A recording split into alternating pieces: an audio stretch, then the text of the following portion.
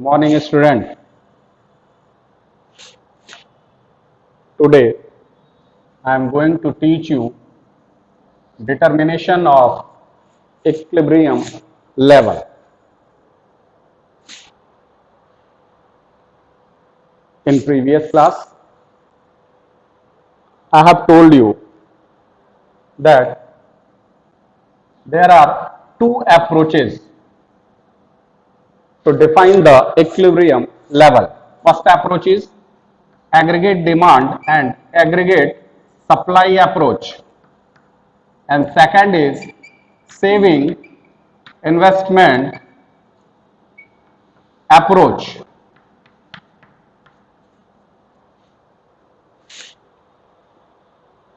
Aggregate demand and aggregate supply approach. I have told you in live class. Now today I will tell you saving investment approach. What is saving investment approach?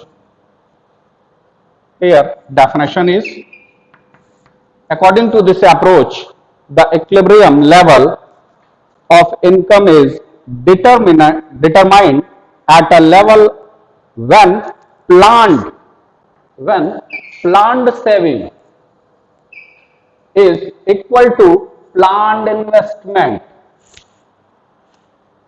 क्या रहा है ये क्या यही रहा है कि इक्विलिब्रियम की पोजीशन में planned saving means ex ante और planned investment means ex ante investment, ये क्या होंगे? इक्वल होंगे। मैंने आपको बताया था प्रीवियस क्लास में कि AD is equal to AS, ये इक्विलिब्रियम की पोजीशन है। और जब हम एडी को और एलाबोरेट करेंगे तो AD is equal to consumption plus income and AS is equal to consumption plus saving. यहां पर सी कट जाएगा, investment is equal to saving, यानी कि इक्विलिब्रियम की पोजीशन में investment is equal to saving होता है। क्लियर है? कैसे होगा आइए शेड्यूल से देखते हैं। शेड्यूल हमारा वही पुराना है। इनकम हमारा 0 है, 100 है, इंक्रीज कर रहा है ऑनवर्ड 200, 300, 400, 500 एंड 600। हमारा कंजम्पशन है, इनकम हो चाहे ना हो कंजम्पशन होगा ही होगा, उसे ऑटोनॉमस कंजम्पशन कहते हैं। तो यहां पर हमारा कंजम्पशन 40 है, 120 है, 200, 280, 360, 440 एंड 520। सेविंग हमारा कंजम्पशन 40 था, इनकम बिल्कुल कुछ नहीं था, तो सेविंग हमारा -40 हो जाएगा। क्यों? क्योंकि जब हमारी इनकम नहीं है फिर भी हमारा कंजम्पशन हो रहा है। तो जब कंजम्पशन हो रहा है तो हम अपनी जो सेविंग करके रखे हैं उस सेविंग से कंजम्पशन कर रहे हैं। तो यहां पर हमारा सेविंग माइनस में चला जाएगा, -40, -20। यहां पर हमारा इनकम 200 है, कंजम्पशन 200 है, तो यहां पर हमारा सेविंग 0 हो जाएगा। अगेन ऑनवर्ड यहां पे +20, +40, +60 एंड +80, ये हमारा सेविंग होगा। कंजम्पशन हमने आपको बताया था कि हमारा कंजम्पशन क्या है? ऑटोनॉमस कंजम्पशन है, मींस ये इनकम से इस पे कोई भी इफेक्ट नहीं पड़ेगा। ठीक है, तो हमने हाइपोथेटिकली इन्वेस्टमेंट को 40-40 ले लिया है। अब आते हैं कि इसमें इक्विलिब्रियम की पोजीशन कब आएगी और क्या होगा। तो यहां पर हम देख रहे हैं कि इक्विलिब्रियम की पोजीशन के लिए क्या है? Investment is equal to saving, और investment is equal to saving इस शेड्यूल में हमें यहां देखने को मिल रहा है। क्लियर है? इट मीन्स कि ये जो है हमारा I is equal to S है। क्लियर है? लेकिन इसके पहले क्या है? इसके पहले इन्वेस्टमेंट हमारा ज्यादा है और सेविंग हमारा क्या है? कम है। इट मीन्स कि investment is greater than saving. I is equal to S के बाद यहां पे क्या कौन सी पोजीशन बन रही है, क्या सिनारियो दिखा रहा है भाई, यहां पे ये सीन दिखा रहा है कि यहां पर हमारा सेविंग ज्यादा हो जा रहा है और उसके कंपैरिजन इन्वेस्टमेंट कम है।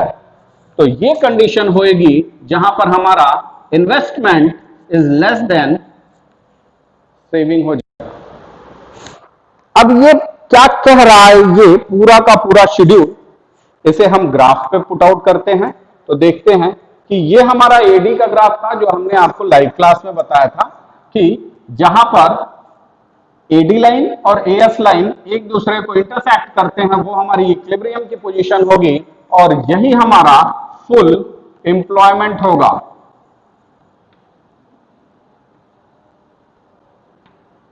ये फुल एम्प्लॉयमेंट की कंडीशन होगी जहां पर हमने अपने सारे रिसोर्सेज को यूज कर लिया है और ये ऐसी पोजीशन है जहां पर एडी और एएस इक्वल होंगे। तो ये एडीएस अप्रोच में हमारा इक्विलिब्रियम की ये पोजीशन होगी। अब आते हैं इन्वेस्टमेंट अप्रोच में हमारा ग्राफ कैसा होगा। तो इन्वेस्टमेंट अप्रोच में ये हमारा ओवाई एक्सिस है जिसपे हमने सेविंग इन्वेस्टमेंट को लिया है, ये हमारा ओ एक्स एक्सिस है जिसपे हमने इनकम आउटपुट या एम्प्लॉय को लिया हुआ है और ये हमारा ऑटोनॉमस इन्वेस्टमेंट है जो कि सेम है, ये 40 पे है, क्लियर है। और ये हमारा सेविंग की लाइन है, ये सेविंग की लाइन यहां पर इन्वेस्टमेंट को इंटरसेक्ट कर रहा है। जब यहां पे ये इंटरसेक्ट करेगा तो ये हमारे इक्विलिब्रियम की पोजीशन होगी और जब ये इक्विलिब्रियम की पोजीशन होगी तो यहां पर हमारा investment is equal to saving होएगा, क्लियर है। अब आते हैं तो ये इस दोनों ग्राफ से हम ये देख रहे हैं कि ये जो हमारी एडी अप्रोच में हमने इक्विलिब्रियम निकाला था वो और सेविंग इन्वेस्टमेंट अप्रोच से हमने जो इक्विलिब्रियम निकाला था वो दोनों सेम है, सेम ही जगह पे वो इंटरसेक्ट करते हुए इक्विलिब्रियम की पोजीशन को शो कर रहे हैं, क्लियर है। तो यहां पे ये आते हैं कि ये जो हमारी इक्विलिब्रियम की पोजीशन आ रही है जहां पे आई इज इक्वल टू एस हो रहा है, इसमें इसके पहले ये वाला हिस्सा जो है और इस ई के बाद में ये वाला जो हिस्सा है ये क्या शो कर रहा है। तो ई के पहले वाला यहां पे ये है, means I is greater then S, यानी कि यहां पर I is greater then S, यानी कि इन्वेस्टमेंट एस से ज्यादा है, क्लियर है। इन्वेस्टमेंट ज्यादा है मींस एम्प्लॉयमेंट ज्यादा है, एम्प्लॉयमेंट ज्यादा है इट मींस डिमांड ज्यादा है। और यही तो यहां भी था कि यहां पर हम देख रहे थे कि डिमांड इस कर्व में सप्लाई से ज्यादा था, यहां पे भी सेम चीज हो रहा है कि यहां पे हमारा इन्वेस्टमेंट सप्लाई से ज्यादा है, मींस कि इन्वेस्टमेंट की वजह से एम्प्लॉयमेंट ज्यादा है, एम्प्लॉयमेंट की वजह से डिमांड हमारा इंक्रीज किया हुआ है, डिमांड ज्यादा आ रहा है। तो उस कंडीशन में हमें क्या करना पड़ेगा, जब बहुत ज्यादा डिमांड होगा सेम इन्वेंट्री यूज होगी और क्या होगा, जब इन्वेंट्री यूज होगा तो हम आउटपुट को बढ़ाएंगे, एम्प्लॉयमेंट को और इंक्रीज करेंगे, तभी तो हमारा डिमांड ज्यादा है और उसके कंपैरिजन सप्लाई कम होता है। तो यहां पर क्या है कि I is greater then S, यानी कि इन्वेस्टमेंट ज्यादा है और S सप्लाई कम है, सेविंग कम है। तो सेविंग कम होने से क्या होगा, जब सेविंग हमारी नहीं रहेगी तो वो ज्यादा से ज्यादा इन्वेस्ट होगा। ये शो यही कर रहा कि यहां पर हमारा इन्वेस्टमेंट ज्यादा है। अब इन्वेस्टमेंट को हमें सेविंग के इक्वल लाने के लिए क्या करना होगा, ऑब्वियसली इन्वेस्टमेंट को हमें रिड्यूस करना होगा। इस कंडीशन में हम देख रहे हैं कि investment is less than supply है, यहां पर सॉरी सेविंग है, यहां पर हमारी सेविंग ज्यादा है। इस शेड्यूल में भी हमें दिख रहा है कि ये हमारा सेविंग इससे ज्यादा है।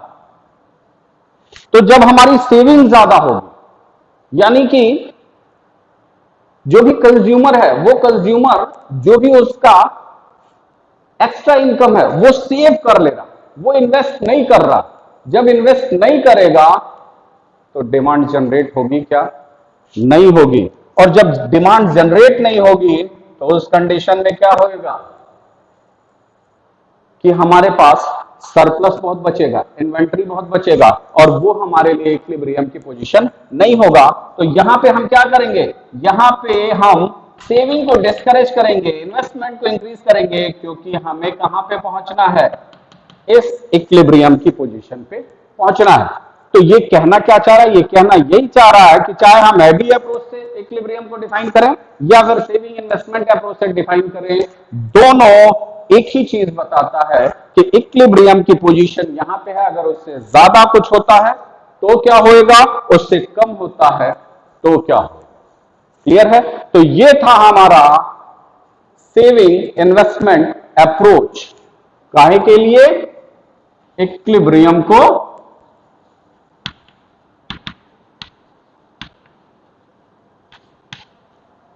शो करने के लिए। क्लियर है? तो आप इसे इस वीडियो से देखेंगे, बुक से भी गो थ्रू करेंगे, और उसमें कोई दिक्कत आती है तो पूछेंगे। अब आते हैं हमारा एक इक्विलिब्रियम लेवल। इक्विलिब्रियम लेवल क्या है भाई?